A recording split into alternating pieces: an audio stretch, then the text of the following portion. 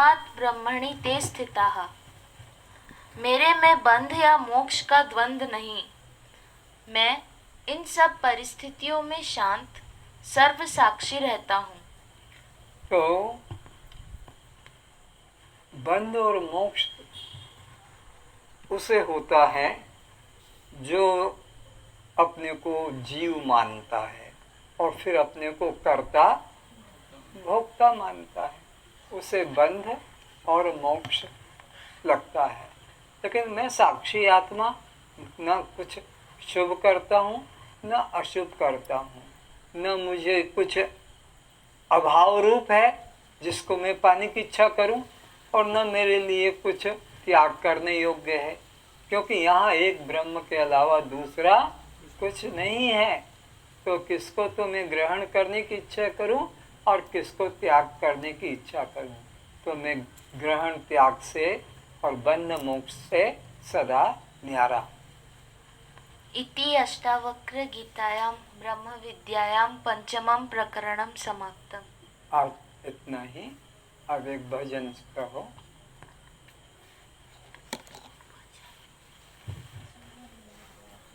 बार बार नहीं आवे,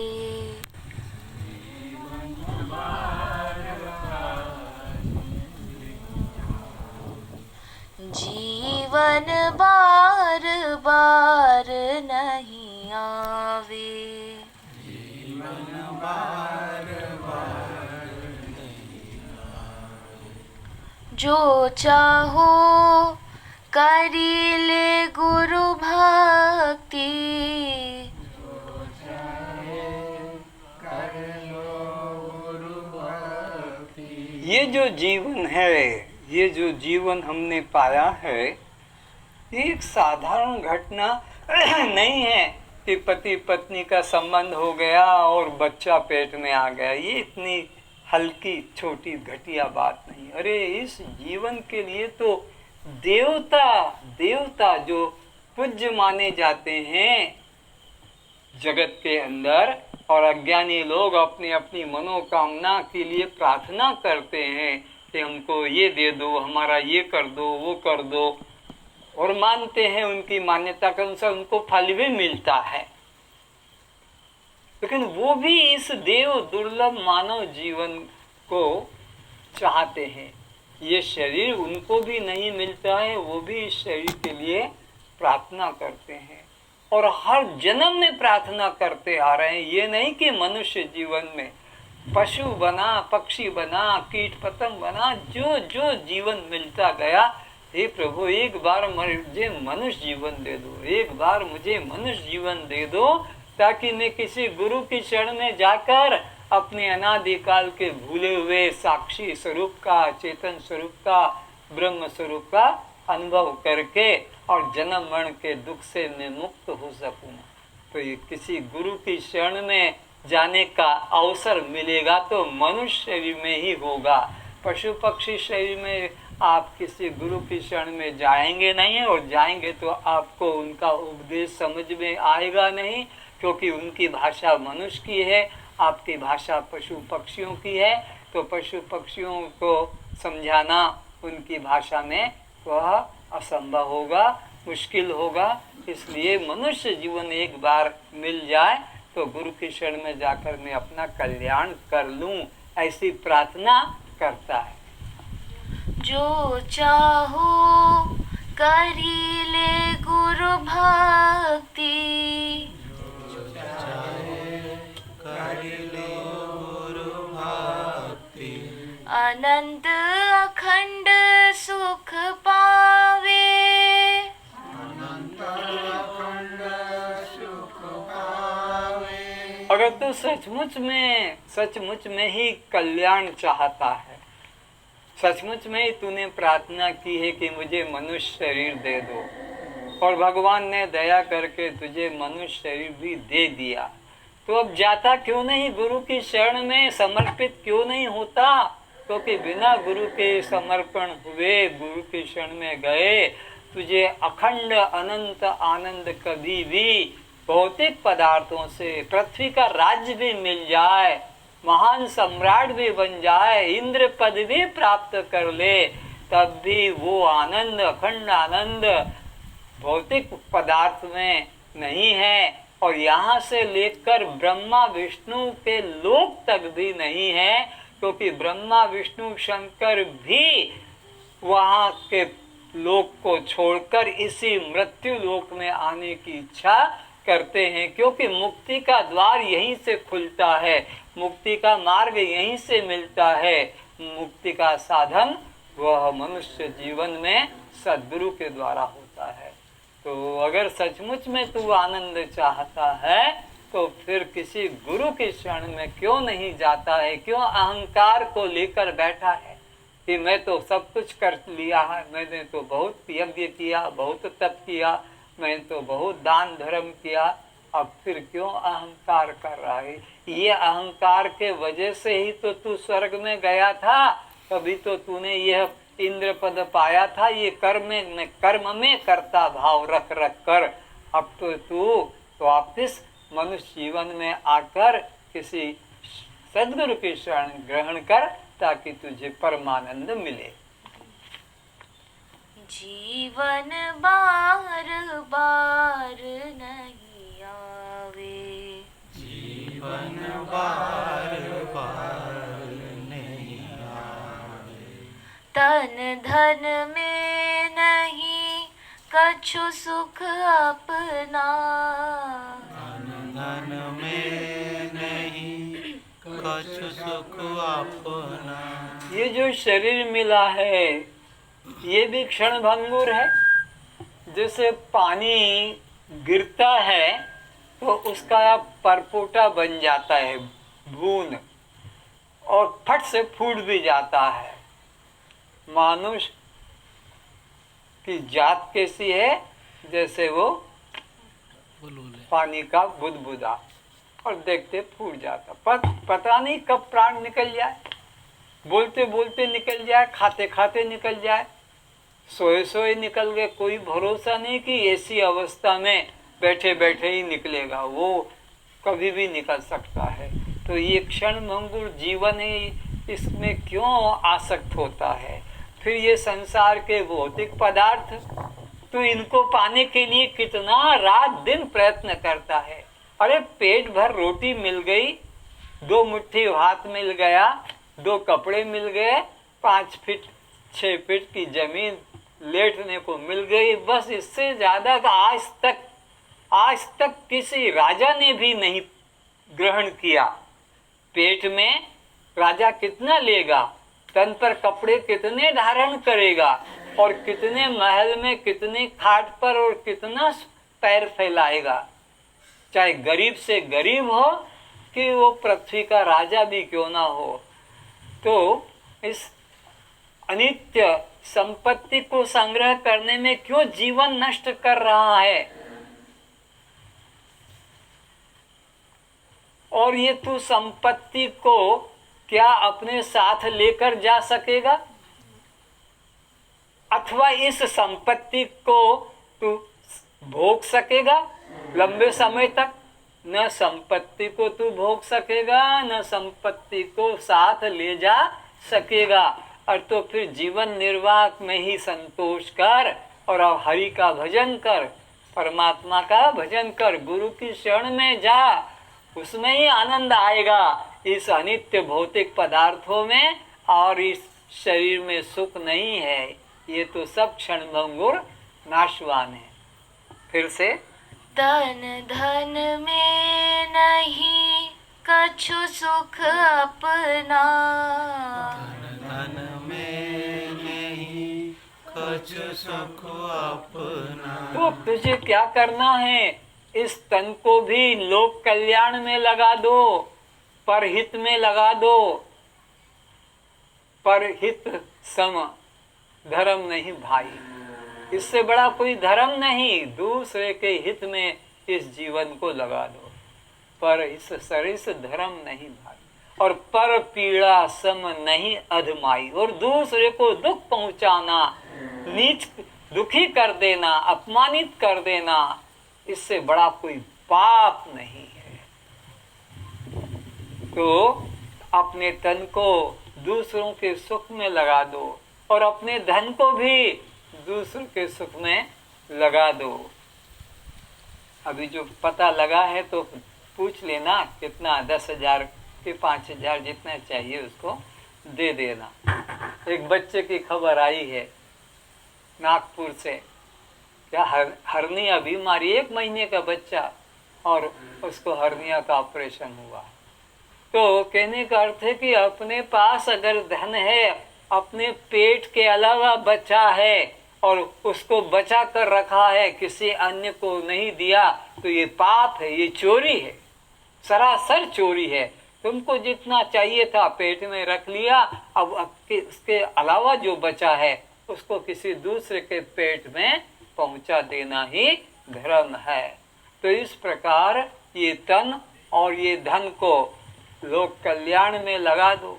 अरे आज जो हम इतने खुशहाल हैं, पत्नी है, बच्चे हैं, घर है, ये हमारे पहले जन्म की कमाई है। ये बासी खा रहे हैं, बासी, ये ताजा नहीं है। ताजा तो तुम अब जो बो रहे हो, फिर ये आगे मिलेगा। अभी जो भी तुमको सुख संपत्ति पद प्रतिष्ठा मिली है, ये सब बासी है। इसलिए समझदार व्यक्ति, ज्ञानी व्यक्ति ये विचारता है कि ये तो अभी मैंने पहले जन्म का खा रहा हूँ, पर अब आगे के लिए भी मुझे कुछ और बोना है, और ये धन तो देखते देखते खत्म हो जाएगा। तो इसके लिए खत्म होने के पहले कुछ बचाकर जमीन में किसान अपना बो देता है। किसान सब पका के जो लाया है सब नहीं खत्म करेगा, कुछ बचाकर रखता है आगे के लिए कि आगे फसल में मुझे मिले। तो इस प्रकार से यह धन को कल्याण के काम में, दूसरों के हित में लगा दे और अपना आत्मचिंतन, प्रभु का चिंतन कर, तभी कल्याण होगा। ये देह के भोग और देह की संपत्ति ये सब नाशवान है, इसमें सुख नहीं है। छाड़ी सबन को जाना रे पगले। पूरी लाइन बोलो तो पता लगेगा ना, आधा ये छोड़ के क्यों, जो पूरे से बोलो। तन धन में नहीं कछु सुख अपना, धन धन में नहीं कछु सुख अपना, छाड़ी सबन को जाना रे पगले। छाड़ी सबन को जाना रे पगले। तो ये सबको यहीं छोड़कर जाना होगा, साथ में ले नहीं जाओगे और इसके साथ तुम रह भी नहीं पाओगे। इतना धन मकान तुमने बढ़िया बनाया है, तो इसके साथ तुम रह भी नहीं पाओगे, इसको साथ ले भी नहीं जा पाओगे। देखो कैसा विडंबना है कि ले भी नहीं जा सकते और इसके साथ भी हम रह नहीं सकते। तो फिर क्यों इसमें आसक्ति करता है? इसलिए इसको बांटता चल ताकि औरों के काम आए और तेरा भी आगे की अच्छी फसल पैदा हो। अभी तो ये पिछले जन्म का खा रहे हो बासी। एक बार की बात है, एक अच्छे चरित्रवान घर की लड़की और एक सेठ के घर में, बड़े घर में उसकी शादी हो गई। और वो सेठ महाकंजूस, किसी को भी कुछ भी न दे। भिखारी आए तो चला जा, आगे जा, यहाँ कोई नहीं है। जो भिखारी आ जाए तो उसको भी कह दे आगे जा, यहाँ कुछ भी नहीं है। तो कोई भिखारी तो बोल भी देते, जब कोई नहीं है तो चल मेरे साथ, फिर दोनों मिलके मांगेंगे। जब घर में कुछ भी नहीं है और कोई भी नहीं तो चल मेरे साथ, क्यों यहाँ बैठा है? तो ऐसे करते करते कोई भिखारी भी आता, खाते तो वो पीठ कर लेता ताकि भिखारी देखे नहीं तो देना पड़ेगा। तो बहू बहुत अच्छे घर की आई, और वो कहती है उस साधु से, बाबा जी आगे जाओ।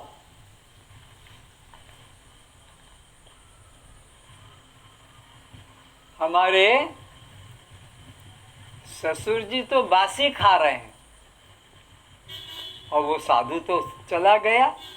ससुर को आया गुस्सा कि ये ऐसी चुड़ैल का मेरे को इतना बड़ा लखपति करोड़पति और मेरे को कहती ये बासी खा रहा है। तो कहा क्यों रे, तूने ऐसा कैसे अपमानित कर दिया मेरे को कि तू बासी खा रहा हो? तो बोले देखो ये तुम्हारे पहले जन्म की कमाई है, उसी को तो खा रहे हो, ये बासी है, ताजा कहाँ, किसी को तुम देते ही नहीं हो। तो उसने क्या किया, अपने चने का एक गोडाउन था, उसकी चाबी दे दी बहू को, ले तेरे को जिसका बांटना है बांट। तो वो चने का भंडार खोल दिया, जो भिखारी आता चने दे देती।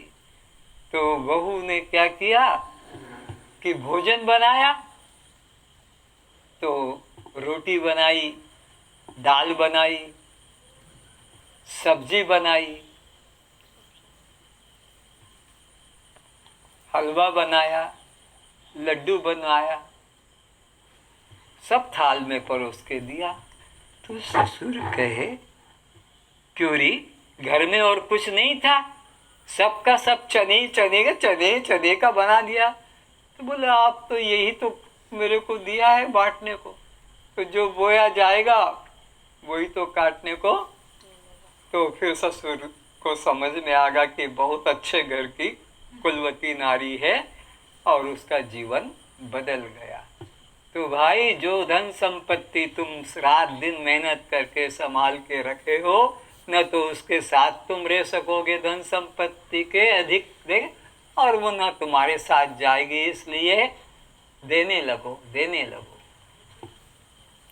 प्राण छूटे धन कौन काम के, छूटे धन कौन काम के, प्राण छूटे धन कौन काम के, प्राण छूटे धन कौन काम के, दान काहे को न देवे, दान काहे को न देवे।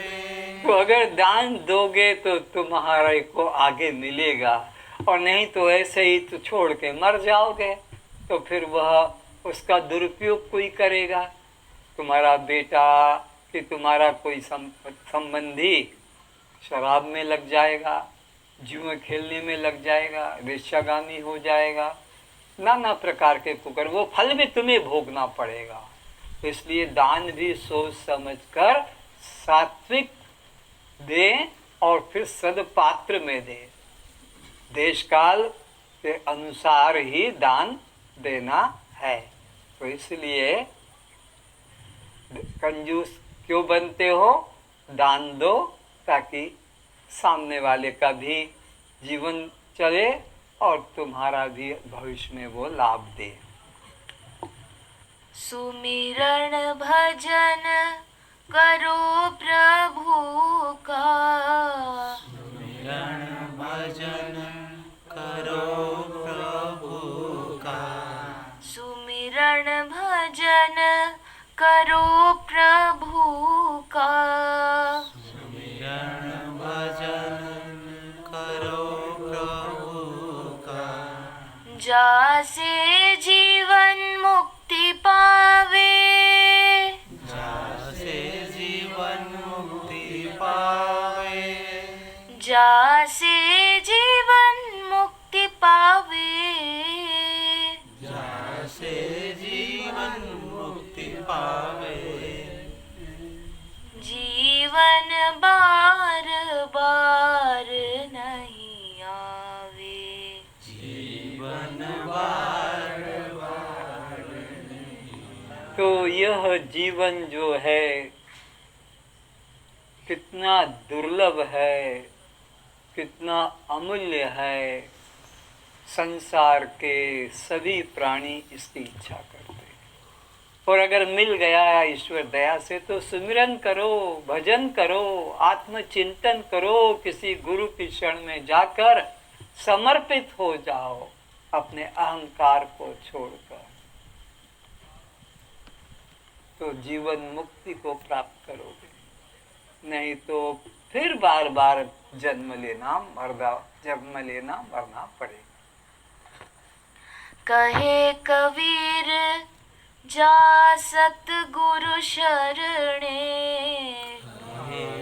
कबीरा सतगुरु कहे कबीर जा सतगुरु शरणे, सतगुरु शरणे, तो पुनः जन्म ना पावे,